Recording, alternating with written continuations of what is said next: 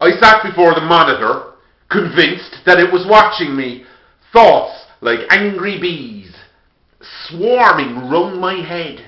I had no business being there.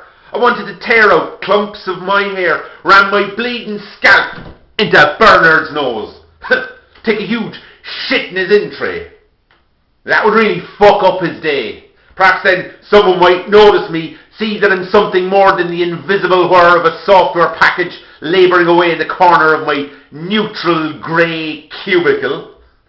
But I swallowed the impulse, like I always do, felt it connect with the solid lump of unacted desires that has throttled my digestive system since I gave up the dream of being a rock and roll superstar and settled for my cubicle of quiet desperation. And like a meek little gust of wind, I stood and wafted past the 100 partitions, past the grey-shirted masses with the patterned ties nailed to their necks, and none of them batting a lid in recognition. And I left that place of bland behind, the last 15 years imprisonment behind, free to go home to my wifeless tomb and sit there, remembering our wedding day. In the photographs, the life in her eyes, everyone said she looked so happy she could have swallowed the room, so wide was her grin.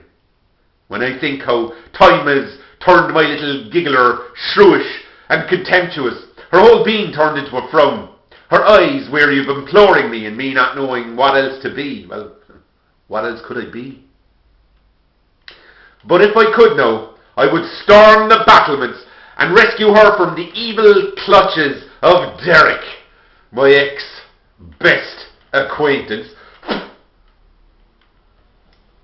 I found him that day, loitering in the kitchenette, while she dragged her suitcase down the stairs, step by thudding step, by thudding step, by thudding step.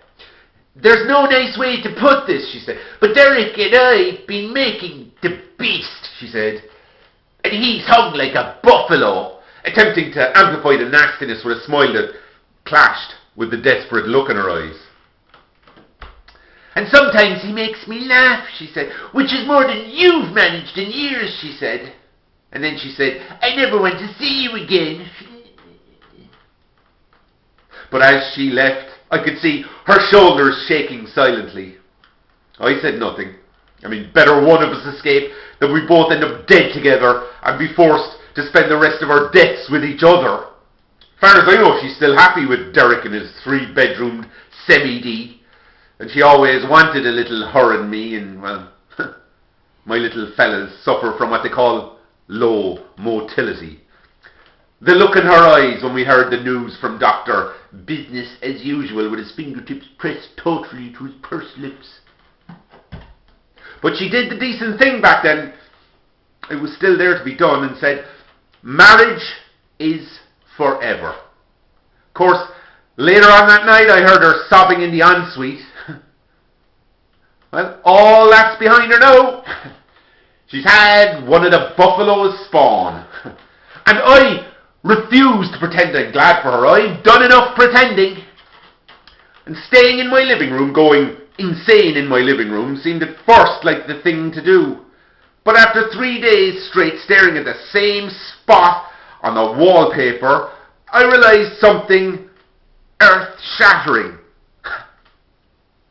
I always hated that fucking wallpaper. Mine is a life encased in wallpapers. Those idiotic borders. I never realised how much I despised all that chintzy, floral dribble. And so I started to strip the walls. And once I started, I couldn't stop. I stripped the house naked of her, filled 3 skips to overspilling, slept on the hard wooden floor. Oh, it was the best night's sleep I've had in years. Then I sold the car and booked the next flight to Thailand and got absolutely mobilized on skunk and cheap whiskey. And I sat there watching the lady boys, and I wondered what their lives were, and did any of them ever run screaming through hundreds of partitions and none of their compatriots batting a mascara lash at them. And I thought about becoming a ladyboy. It was just after I'd huffed a bongful. And in my head I could see myself, balding head, thickening paunch, wobbling, strutting my stuff for a room full of degenerates. But then I thought that maybe, changing gender might not be the best answer. So I went all red light for a while, watched hours and flesh-torn hours of porno in one of those backroom cubicles in a never-ending trust to the flesh and the weed and the alcohol turned my head technicolor. And then I visited a thigh whore and got myself unsatisfied and visited another and another and another. Their bored, disinterested faces while I was busy trying to impress reminded me of my wife and my last few feeble attempts with her. And I caught a dose of the round of applause and consoled myself with the grateful thought that it was all I caught. And the remainder of my journey was spent in a confusion of reprobate activity. Things I never would have done at home. The shame there would have compressed me. I did them all, and I did not care. And the freedom of that was glorious. The dogs sniffed me out at the Nothing to Declare channel, and they found a few flakes of thigh steak in the midst of my rancid socks and underwear. And gazing on my pitiful stash, they laughed and waved me on. And I was a bit disappointed. I was hoping for a little Midnight Express.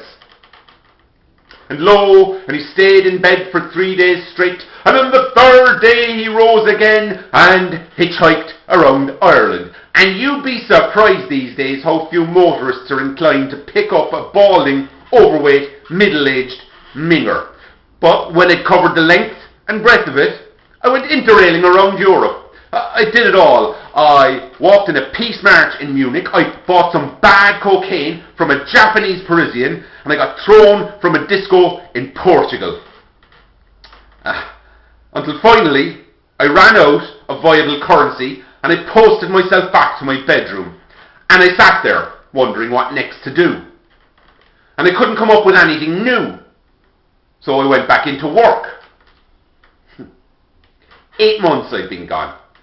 And no one noticed I was back, because no one noticed I'd been missing. Everything there was exactly as I left it.